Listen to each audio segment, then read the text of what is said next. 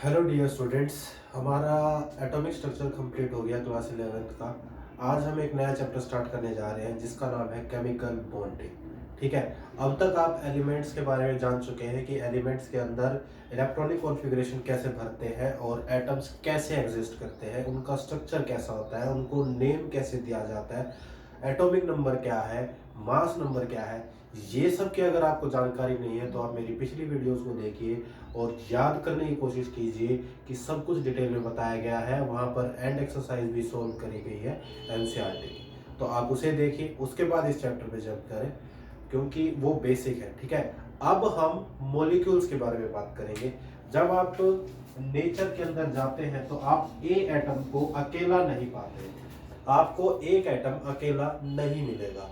ये किसी के साथ बॉन्ड बनाए हुए मिलेगा या किसी सी के साथ भी बॉन्ड बनाए हुए मिलेगा। दैट मीन्स एक पूरा का पूरा मॉलिक्यूल मिलेगा। जब आपको एटम की जानकारी हो ही गई है तो हम मॉलिक्यूल्स की जानकारी भी ले सकते हैं। तो ये मॉलिक्यूल्स है जिसके बारे में हम केमिकल बॉन्डिंग में पढ़ेंगे। और केमिकल बॉन्ड क्या होता है? केमिकल बॉन्ड होता है the force of attraction, force of attraction जो इन स्पीशीज को, the force of attraction keeps which keeps these species together। ऐसा कोई फोर्स ऑफ अट्रैक्शन जो इन स्पीशीज को साथ में रखे, मॉलिक्यूल के एटम्स को साथ में रखे, उसको हम क्या बोलेंगे? Chemical bond. तो आज हमारी केमिकल बॉन्ड, तो आज हमारी इंट्रोडक्टरी क्लास है। ठीक है, तो ज्यादा डीप में नहीं जाएंगे, एक छोटा सा कंसेप्ट बताया मैंने अभी आपको। इसके बाद हम थोड़ा सा और डिटेल में करेंगे इसको, लुईस स्ट्रक्चर के बारे में बात करेंगे। उसके बाद आपको ये चैप्टर समझ में आने लग जाएगा। ठीक है, तो आपको मैंने इंट्रोड्यूस कराया किससे? केमिकल बॉन्ड से। अगर कोई चीज किसी के पास रुक रही है तो उसके बीच में कोई फोर्स ऑफ अट्रैक्शन रहा होगा, उस फोर्स ऑफ अट्रैक्शन को ही नाम दे देंगे केमिकल बॉन्ड। ठीक है, चलिए आगे बढ़ते हैं।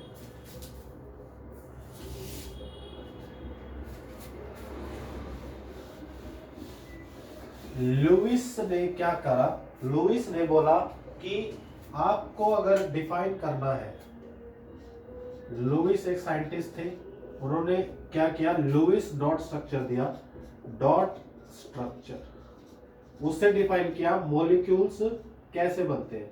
ठीक है, जैसे कि एग्जांपल के रूप में हाइड्रोजन ले लो। हाइड्रोजन को अगर इलेक्ट्रॉनिक कॉन्फ़िगरेशन लिखे तो 1s1 होता है। ऐसे ही एक और हाइड्रोजन की कॉन्फ़िगरेशन लिखे तो 1s1 होता है। उसने क्या बोला? इसको ऐसे मत लिखो, आप इसको रिप्रेजेंट करो इसके एटॉमिक सिंबल से, एटॉमिक सिंबल, उसके बाद जो वैलेंस इलेक्ट्रॉन है, जो बाहर की शेल में जो इलेक्ट्रॉन है, उसको डॉट से बोला ना, डॉट स्ट्रक्चर। तो H को ऐसे रिप्रेजेंट कर सकते हैं, एक और H है तो उसको भी ऐसे रिप्रेजेंट कर सकते हैं। अब ये जो H2 मॉलिक्यूल है वो ऐसे कुछ बना होगा, इसको हम बोलेंगे H2 मॉलिक्यूल। ये ऐसे क्यों बनता है? इसको शेयरिंग ऑफ इलेक्ट्रॉन बोलते हैं, वो अब आगे पढ़ेंगे। पहले आपको इतना समझ में आना चाहिए लुईस डॉट स्ट्रक्चर कैसे बनाते हैं। मैंने क्या बोला? आप किसी भी एटम को लिख लीजिए, उसके बाद उसके वैलेंस इलेक्ट्रॉन को ड्रॉ कर लीजिए डॉट की फॉर्म में, और फिर जो इलेक्ट्रॉन्स का आदान प्रदान हो रहा है उसको देखिए, और आपका जो डॉट स्ट्रक्चर है वो आपको केमिकल बॉन्ड के बारे में बता देगा। ठीक है जी, चलिए इसको रब करते हैं। ये तो बात हुई कि डॉट स्ट्रक्चर क्या होता है। लुईस ने ऐसे बोला कि हम जो एटम्स हैं उनको, मॉलिक्यूल्स को अगर ड्रॉ करना चाहे तो हम ड्रॉ करके भी बता सकते हैं लुईस डॉट स्ट्रक्चर की हेल्प से। अब हम बात करेंगे कि जो कोवेलेंट बॉन्ड होता है या ऑक्टेट रूल क्या होता है। ठीक है, लुईस ने एक रूल दिया, ऑक्टेट रूल। ये रूल क्या था और ये हमें क्या बताता है? ऑक्टेट रूल हमें बताता है कि किसी भी एटम की इच्छा होती है कि उसके आउटर मोस्ट शेल में 8 नंबर ऑफ इलेक्ट्रॉन्स हो। ये 8 इलेक्ट्रॉन्स ही क्यों? उसने बोला कि अगर मैं एटम को इस क्यूब के सेंटर में मान लूं, अगर मैं इस एटम को इस क्यूब के सेंटर में मान लूं तो ये 8 इलेक्ट्रॉन से घिरा होगा तो स्टेबल होगा, ऐसा उसने अज्यूम किया। ठीक है, 1 2 3 4 5 6 7, तो ये क्या होगा, स्टेबल होगा। वैसे क्लोरीन के आउटर मोस्ट शेल में 7 इलेक्ट्रॉन्स होते हैं, 8 नहीं होते। लेकिन नियोन की अगर बात करें, ठीक है, नियोन की अगर बात करें, उसकी आउटर मोस्ट में 8 होते हैं। तो नियोन आपको बॉन्ड बनाता हुआ या किसी के साथ शेयरिंग करता हुआ नहीं दिखेगा, ये आपको नेटिव फॉर्म में भी ऐसा ही मिलेगा। ठीक है, तो वो कहना क्या चाह रहा था कि कोई भी एटम जो होता है, कोई भी एटम जो होता है वो अपने आउटर मोस्ट शेल में कितने इलेक्ट्रॉन्स रखना चाहता है, 8 नंबर ऑफ इलेक्ट्रॉन्स को रखना चाहता है। इसी को उसने क्या नाम दिया, ऑक्टेट्रॉन।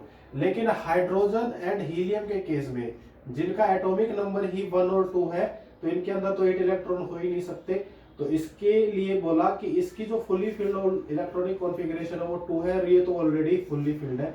तो हीलियम के लिए भी 2 और हाइड्रोजन के लिए भी 2 जो है वो इसका ऑक्टेट रूल है। ऑक्टेट रूल मतलब स्टेबल इलेक्ट्रॉनिक कॉन्फ़िगरेशन है। ये अगर इसको मिल जाएगी तो ये स्टेबल हो जाएगा। अब जो मैंने आपके लिए पहले जो इलेक्ट्रॉन डॉट स्ट्रक्चर बनाया था H2 का, वो आपको दिखेगा तो आपको समझ में आएगा कि उसने क्या कर रखा है। देखो, ये हुआ हाइड्रोजन का स्ट्रक्चर, ठीक है, हाइड्रोजन एक इलेक्ट्रॉन इसके पास है, एक इलेक्ट्रॉन इसके पास है। अब इसने क्या किया, शेयरिंग करी और 2 इलेक्ट्रॉन कर लिए अपने आउटर मोस्ट शेल में। इसने भी क्या किया, शेयरिंग की और 2 इलेक्ट्रॉन्स कर लिए अपने आउटर मोस्ट शेल में। तो इसके पास भी 2 हो गए, इसके पास भी 2 हो गए। जब इलेक्ट्रॉन्स की शेयरिंग होती है किसी भी मॉलिक्यूल के अंदर, उसको हम बोलते हैं कोवलेंट बॉन्ड। ठीक है, कोवलेंट बॉन्ड, जिसके अंदर शेयरिंग ऑफ इलेक्ट्रॉन चलता है। ठीक है, साझा चलता है। साझा मतलब जब तेरे को यूज में आएगा तब तू यूज कर लियो, जब मेरे को यूज में आएगा तब मैं यूज कर लूंगा, दोनों खुश रहेंगे, दोनों की इलेक्ट्रॉनिक कॉन्फ़िगरेशन स्टेबल हो गई है। एक और एग्जांपल कर सकते हैं, क्लोरीन की गैस जो होती है Cl2, वो कैसे बनती है। क्लोरीन की जो आउटर मोस्ट शेल होती है उसके अंदर वैलेंस इलेक्ट्रॉन होते हैं 7, एक यहां पर मान लो, ठीक है, 1 2 3 4 5 6 7, ऐसे ही क्लोरीन एक और बनाएंगे,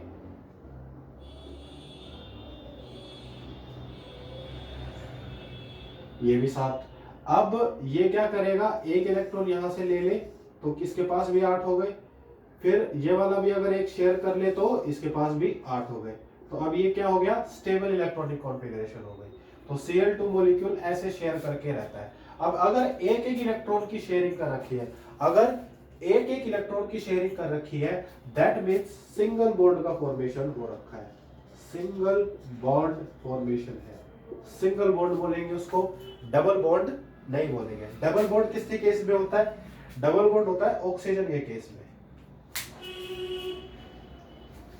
ऑक्सीजन जो होती है उसकी बनाएंगे अभी, देखो इलेक्ट्रॉन डॉट स्ट्रक्चर। ये सब ऑक्टेट रूल ही बता रहा है हमें कि ये मॉलिक्यूल्स कैसे बने होंगे। ठीक है, और ये हम पेन और पेपर लेके कभी भी बना सकते हैं। देखो, ये एक इलेक्ट्रॉन, इसके आउटर मोस्ट में 6 होते हैं, 1 2 3 4 5 6, इसको भी यही बना लो। ठीक है, बना लिया, 6 इलेक्ट्रॉन हो गए। अब ये वाला मॉलिक्यूल इन 2 इलेक्ट्रॉन्स को अपने साथ ले लेगा, ये वाला मॉलिक्यूल इन 2 इलेक्ट्रॉन्स को अपने साथ ले लेगा। तो इन्होंने कितने इलेक्ट्रॉन्स की शेयरिंग करी, इसके 2 इसके 2, दैट मीन्स क्या बन रहा है, ये डबल बॉन्ड बन रहा है। किसका फॉर्मेशन हो रहा है, डबल बॉन्ड का फॉर्मेशन हो रहा है। अगर ये तो ल्यूइस डॉट स्ट्रक्चर है, अगर वैसे बनाओगे तो कैसे होगा, ओ डबल बॉन्ड ओ, एक सिंगल जो एरो है, जो ये सिंगल सॉलिड लाइन है, ये एक बॉन्ड को सिग्निफाई करती है, और अगर एक और लाइन बना दी तो एक और बॉन्ड को सिग्निफाई करेगी, दैट मीन्स डबल बॉन्ड। अब जो ये इलेक्ट्रॉन्स रह गए, जैसे यहाँ पर 4 इलेक्ट्रॉन्स पड़े हुए हैं, यहाँ पर भी 4 इलेक्ट्रॉन्स पड़े हुए हैं, ये क्या करेंगे, लॉन पेयर्स होंगे। लॉन पेयर मतलब ये बॉन्डिंग में हिस्सा नहीं लेंगे, ये इनकी ऑर्बिट, जैसे पी ऑर्बिट होती है ना इसकी, ऑक्सीजन की पी ऑर्बिट होती है, उसके अंदर कितने इलेक्ट्रॉन्स हैं, 1 2 3 4 5 एंड 6 इलेक्ट्रॉन्स होने चाहिए, और यहाँ एस होता है। ठीक है, अब इसके पास पहले कितने इलेक्ट्रॉन्स थे? 6 थे, 1 2 3 4 5 एंड 6, ये थे इसके पास पहले। दो इसने दूसरे वाले मॉलिक्यूल से ले लिए, मान लो ये वाले इसने दूसरे मॉलिक्यूल से ले लिए। अब जो ये दो इलेक्ट्रॉन की जोड़ी यहाँ और दो इलेक्ट्रॉन की जोड़ी यहाँ बची हुई है, ये एज इट इज इसके अंदर पड़ी रहेगी, कोई काम नहीं आएगी। इनका इन्फ्लुएंस लुईस डॉट स्ट्रक्चर नहीं बताता, वो ये बोलता है कि जो इलेक्ट्रॉन वैलेंस इलेक्ट्रॉन है और ऑक्टेट पूरा करने में हेल्प करते हैं वो तो बॉन्ड बनाते हैं, बाकी के जो इलेक्ट्रॉन बच गए वो उसकी वैलेंस बॉन्ड के वैलेंस ऑर्बिट के अंदर ऐसे ही पड़े हुए होते हैं। ठीक है, आगे बात समझ। तो ये हमारा लुईस डॉट स्ट्रक्चर था या फिर ऑक्टेट रूल था, आगे ना समझ। ठीक है, फिर आता है आयनिक बॉन्ड। एक ही टाइप का बॉन्ड नहीं बनता, एक आयनिक बॉन्ड भी बनता है। आयनिक बॉन्ड कैसे बनता है? आयनिक बॉन्ड बनता है जैसे NaCl। ठीक है, Na जो है मेटल है, ठीक है, सोडियम मेटल है और क्लोरीन एक गैस है। मैंने अभी बताया था इसके पास 7 इलेक्ट्रॉन है और इसके पास 1 इलेक्ट्रॉन है आउटर मोस्ट शेल में। अगर मैं इसका लुईस डॉट स्ट्रक्चर बनाऊं तो ये बनेगा, इसका बनाऊं तो 1 2 3 4 5 एंड 6 एंड 7 हो गया। ये इसका लुईस डॉट स्ट्रक्चर बनेगा। अब मैंने बोला था ऑक्टेट रूल हमें ये कहता है कि मुझे 8 इलेक्ट्रॉन्स की जो संख्या है उसको पूरा करना है। शेयरिंग अगर ये करेगा तो शेयरिंग पॉसिबल नहीं है Na के लिए, इसके लिए तो है। अगर ये इसको शेयर कर ले तो इसके तो 8 पूरे हो जाएंगे, लेकिन इसके साथ गड़बड़ हो जाएगी। ये अगर इनको क्या करे, ये भी अगर 1 इलेक्ट्रॉन शेयर कर ले तो 2 ही इलेक्ट्रॉन तो हुए, 2 स्टेबल नहीं होता है। ठीक है, 8 होता है स्टेबल। तो 8 के लिए इसको क्या करना पड़ेगा, ये दूसरा रास्ता अपनाते हैं। ये क्या करते हैं, ये ट्रांसफर कर लेते हैं। ट्रांसफर कैसे कर लेते हैं, ये इस इलेक्ट्रॉन को लूज कर लेता है और ये इस इलेक्ट्रॉन को गेन कर लेता है। अगर इलेक्ट्रॉन यहां से लूज हो जाएगा तो इसके ऊपर चार्ज आएगा पॉजिटिव, और अगर ये गेन कर लेगा तो इसके ऊपर चार्ज आएगा नेगेटिव। आगे बात समझ। Na क्या करेगा, अपना 1 इलेक्ट्रॉन लूज कर देगा, तो इसकी पीछे वाली जो ऑर्बिट है उसके अंदर 8 इलेक्ट्रॉन ऑलरेडी है, तो इसके अंदर भी 8 हो गए, और इसने 1 इलेक्ट्रॉन को गेन कर लिया तो इसके पास भी 8 हो गए। ठीक है, लेकिन लेने और देने में इसके ऊपर पॉजिटिव चार्ज आ गया और इसके ऊपर क्या आ गया, नेगेटिव चार्ज।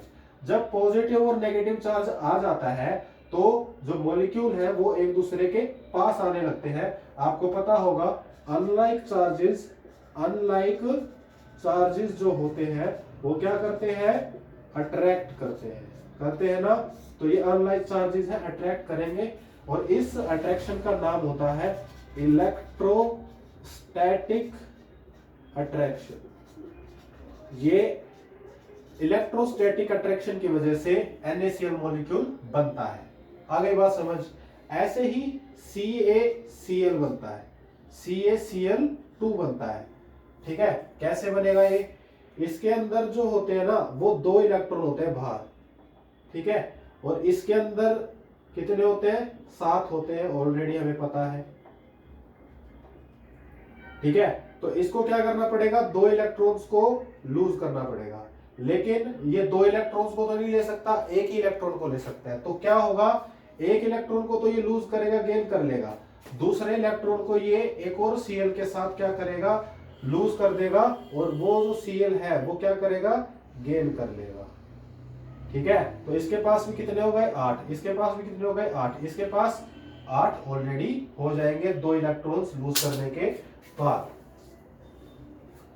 तो Ca के पास कितना चार्ज आ गया, 2 इलेक्ट्रॉन्स लूज करने के बाद प्लस का 2। Cl के पास कितने आ गए, Cl2, 2 है ना, एक के पास -1 होता है, तो CaCl2 ऐसे बनता है। आगे बात समझ। एक के पास -1 तो 2 के पास -2, तो ऐसे CaCl2 का मॉलिक्यूल बनता है, CaCl2। आगे बात समझ। तो ये जो होते हैं, पहले तो हमने बोला था कि कोवेलेंट बॉन्ड बनता है, ये जो बॉन्ड बन रहा है इलेक्ट्रोस्टैटिक अट्रैक्शन की वजह से, इसको बोलते हैं आयनिक बॉन्ड। कैसा बॉन्ड, आयनिक बॉन्ड। तो मॉलिक्यूल्स 2 तरह से बनते हैं, एक तो कोवलेंट बॉन्ड की वजह से और एक आयनिक बॉन्ड की वजह से। ठीक है, आगे बात समझ। तो ये आपका क्या था, लुईस डॉट स्ट्रक्चर, और लुईस ने कैसे एक्सप्लेन किया था कि मॉलिक्यूल्स कैसे बनते हैं। अब कुछ पॉइंट्स हैं लुईस डॉट स्ट्रक्चर के, वो हम पढ़ेंगे। पहला पॉइंट यही है कि जितना वैलेंस इलेक्ट्रॉन होगा उतने ही बॉन्ड क्या हो सकते हैं, बन सकते हैं किसी मॉलिक्यूल में। जैसे मीथेन है, CH4 है, ये एक मॉलिक्यूल है। ठीक है, तो कार्बन, इसके अंदर कार्बन के अगर देखें तो 4 इलेक्ट्रॉन होते हैं इसके। अगर इसकी इलेक्ट्रॉनिक कॉन्फ़िगरेशन लिखोगे तो ये सब मैं पुरानी क्लासेस में पढ़ा चुका हूं। तो आउटर मोस्ट यानी कि 2 वाली के अंदर 2 यहाँ है, 2 यहाँ है, तो यानी 4 बॉन्ड है ना, 4 इलेक्ट्रॉन्स अनपेयर्ड पड़े हुए हैं। अब इसके अंदर 4 इलेक्ट्रॉन्स हैं, दैट मीन्स ये 4 के साथ शेयरिंग कर सकता है, तो 4 हाइड्रोजन के साथ शेयरिंग करेगा ये।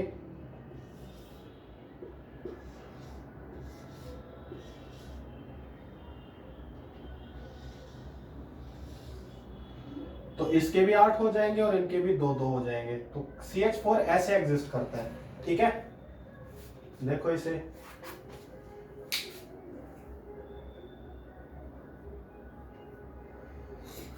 देखो दोबारा से, कार्बन के पास 4 बॉन्ड। मैंने पहले पॉइंट में क्या कहा, जो सेंट्रल एटम है उसके पास जितने वैलेंस इलेक्ट्रॉन होंगे वो उतने ही नंबर ऑफ बॉन्ड्स बना सकता है। चलो, ये तो फर्स्ट पॉइंट हो गया। सेकंड पॉइंट, अगर मान लो कोई आपके पास आयन आ जाए, कोई मॉलिक्यूल है जिसके पास चार्ज आ जाए, तो आप क्या करेंगे, सेकंड पॉइंट आपको बोलना चाह रहा है, जैसे कि CO3 2- है, ये आ गया, या फिर NH4 पॉजिटिव है, ये आ गया। तो क्या करना है, कुछ नहीं करना, इस मॉलिक्यूल को बड़े आराम से बना लेना। ठीक है, लुईस डॉट स्ट्रक्चर की हेल्प से बना लेना। और जो ये -2 है, ये क्या होगा, ये एक अनायन है, ये एक कटायन है। जिस पे नेगेटिव चार्ज होता है उसको अनायन बोलते हैं, जिस पे पॉजिटिव चार्ज होता है उसको कटायन बोलते हैं। अनायन जो होगा, अगर नेगेटिव चार्ज आ गया, दैट मीन्स 2 इलेक्ट्रॉन ऐड कर देना, जो नंबर ऑफ इलेक्ट्रॉन्स आपके वैलेंस जो भी आप मॉलिक्यूल बनाओगे उसमें आए।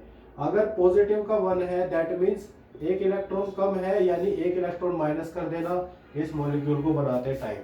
तो ये भी बताया लुईस ने कि अगर कोई अनायन है तो उतने ही नंबर ऑफ इलेक्ट्रॉन्स को ऐड करो, और कोई कटायन है तो उतने ही नंबर ऑफ इलेक्ट्रॉन्स को नेगेटिव करो या माइनस करो या फिर सब्ट्रैक्ट करो, तब जाके आपका मॉलिक्यूल सही होगा। ये सेकंड पॉइंट। फिर बताया, क्या बताया, फिर ये बताया कि जैसे एक मॉलिक्यूल है NF3, ठीक है, तो अगर इसको मैं बनाना चाहूं, तो सबसे पहली बात तो मेरी ये सुनो कि जो नाइट्रोजन है, ठीक है, नाइट्रोजन और फ्लोरीन में जैसे जैसे हम, ये नाइट्रोजन जो होता है, जो पीरियोडिक टेबल में यहां पर एग्जिस्ट करते हैं, वो इलेक्ट्रो पॉजिटिव होते हैं। ठीक है, इन कंपैरिजन टू हैलोजन ये इलेक्ट्रो नेगेटिव होते हैं। क्या होते हैं, इलेक्ट्रो नेगेटिव। तो उसका कहना यह था कि अगर कोई सेंट्रल एटम है और वो इलेक्ट्रो पॉजिटिव है, वो जनरली सेंट्रल एटम का काम करेगा, बीच में रहेगा, और जो इलेक्ट्रोनेगेटिव एटम है वो इसके चारों तरफ आकर बॉन्ड बना लेंगे। ये जनरल स्टेटमेंट है, जरूरी नहीं है हर बार ऐसा ही हो। जनरली ऐसा ही होता है कि जो इलेक्ट्रो पॉजिटिव एटम होता है वो सेंटर में होता है, और जो इलेक्ट्रोनेगेटिव एटम होते हैं वो उसके टर्मिनल एटम्स बन जाते हैं। ठीक है, इसके अंदर भी क्या होगा, इसके अंदर भी वैलेंस इलेक्ट्रॉन देखेंगे तो 3 होते हैं, और फ्लोरीन के अंदर एक एक्स्ट्रा इलेक्ट्रॉन 7 होते हैं। अरे 7 होते हैं ना, हम सब बना के दिखाओ तुम्हें, तब मानोगे तुम। इसके 8 कर दो, इसके 8 कर दो, इसके 8 कर दो, इसके 8 करने हैं, कैसे करोगे, 1 2 3 4 5 6, दो इसके ऑलरेडी पास में होते हैं, ठीक है। ये शेयर करता है सिर्फ 3 इलेक्ट्रॉन को, एक लोन पेयर इसके पास पहले से प्रेजेंट होता है। तो इसको चाहिए कितने थे, 1 2 3 इसको चाहिए थे, 3 इसने बॉन्ड बना लिए, NF3 का मॉलिक्यूल आपका तैयार हो गया। आ गई बात समझ। तो ये उसका थर्ड पॉइंट था लुईस डॉट स्ट्रक्चर का, कि अगर कोई इलेक्ट्रोपॉजिटिव एटम होता है वो सेंटर में होता है और जो इलेक्ट्रोनेगेटिव एटम्स होते हैं वो उसके साइड में लग जाते हैं। आ गई बात समझ। लास्ट पॉइंट में आपको ऑलरेडी बता चुका हूं, उसने ये बोला कि ऑक्टेट पूरा, देखो ये इसी में ये आ गया वो पॉइंट।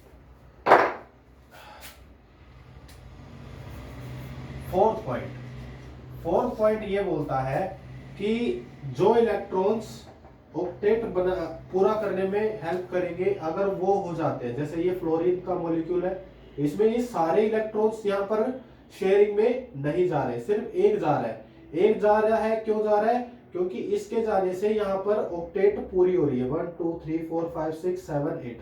तो ये जो इलेक्ट्रॉन्स है, ये वाले जो इलेक्ट्रॉन्स है एज अ लोन पेयर पड़े हुए मिलेंगे आपको ऑर्बिट्स के अंदर। ऑर्बिट्स के अंदर ये एज अ लोन पेयर पड़े हुए मिलेंगे, इनका कोई रोल नहीं होगा। हाँ, अगर शेप में रोल होगा वो हम आगे देखेंगे। लुईस ने बताया था ये बॉन्ड फॉर्मेशन में नहीं जाएंगे, जिसकी जरूरत है वही जाएगा, ठीक है। Thank you so much for watching this video. इसके अंदर हमने लुईस का कंसेप्ट पढ़ा। आगे हम 2-3 थ्योरीज है, VBT theory, VSEPR theory and MOT theory, उसकी हेल्प से केमिकल बॉन्डिंग को अच्छे से समझने की कोशिश करेंगे। आप पढ़िए इसको अच्छे से, ठीक है। Thank you so much.